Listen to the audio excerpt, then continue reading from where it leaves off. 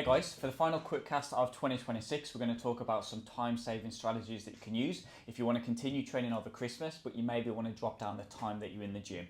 I will say off the bat that if you don't want to train over Christmas, taking 1 week completely off can actually be a really positive thing for both mentality, feeling fresh, coming back into the gym. If you've got any little aches and pains, you need to kind of let them settle down. Sometimes taking a week off isn't the worst thing in the world. And if you just want to have some time off just to enjoy a bit of extra rest or some time with your family and friends, there's absolutely nothing wrong with that. This podcast is for people that are looking to continue to train but maybe don't want to be in the gym for as long as they usually are. So we're going to talk about 2 or 3 different time-saving strategies that you can utilise to be in and out of the gym a little bit quicker if you do want to keep your training going on.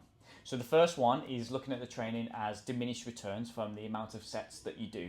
What I mean by this is when you do, let's say 4 sets of a normal exercise, you're getting the bulk of your return from the first set, then a little bit more from the second set, and then each time it's a little bit less as you go through the sets. So you're getting the majority of your gains for those first 2 training sets. So my first advice would be to drop the amount of sets that you're doing per exercise down to 2 sets. So if you're doing 3, now dropping it down to 2, and that time of doing, 5 minutes per set in total from doing the set and the rest, across 5 or 6 different exercises, it saved you 30 minutes. So that's a really easy one where you're still getting a massive return from your efforts, but you're in and out a little bit quicker.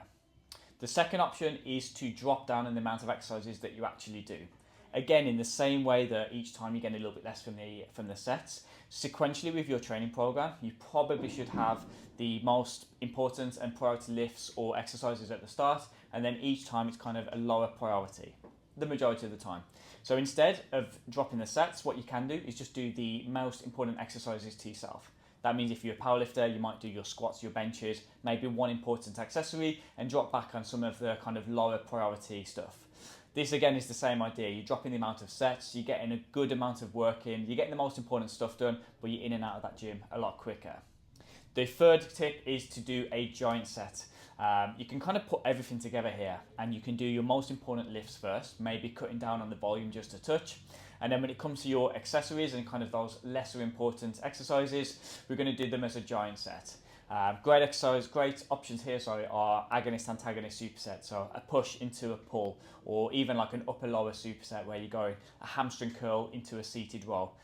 These are going to have very little interference from one set to another, but they're going to be able to get that amount of work in a lot shorter amount of time.